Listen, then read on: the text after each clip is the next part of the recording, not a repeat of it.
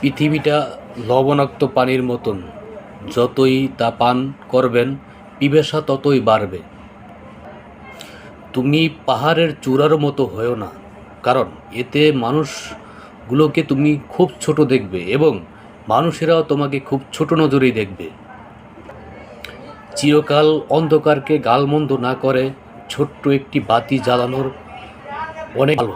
পৃথিবীতে সব কিছু জানা বা জানার জন্য আবশ্যক নয়, কিন্তু যা কিছু বলছো বা যতটুকু জানো সম্পূর্ণ জ্ঞান অর্জন করা বা থাকা আবশ্যক।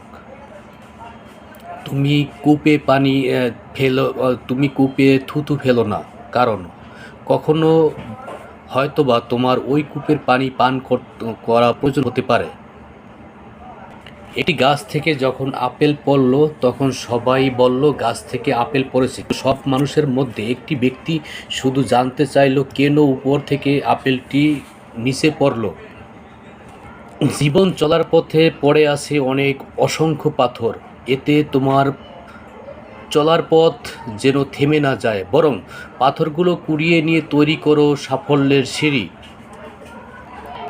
যে হিংসা করে সে সবার আগে নিজের ক্ষতি করে।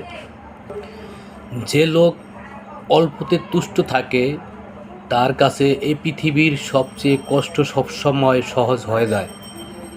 যদি নিজেকে, নিজের বিবেককে সবসময় বড় মনে করো তবে তোমার শত্রু সৃষ্টি হবে, আর যদি হৃদয়কে বড় করো তবে বন্ধু বৃদ্ধি পাবে।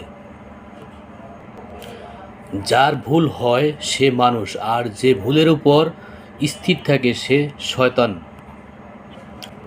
বাকপটু এবং নির্বোধের সাথে তর্কে যেও না। বাকপটু তোমাকে কথায় পরাজিত করবে এবং নির্বোধ তোমাকে কষ্ট দিবে। সম্পদ আসে কচ্ছপের মতন আর যায় হরিণের মতন। নির্বোধের কথার উত্তর না দেওয়াই উত্তম। চরিত্র এক মহৎ জিনিস। চরিত্রের কারণে অনেক সম্মানিত ব্যক্তি সম্মান হারিয়েছেন, আবার অনেক নগণ্য ব্যক্তি কুড়িয়েছেন বিরাট সম্মান। যে কাউকে বিশ্বাস করে না তাকে কেউ বিশ্বাস করে না।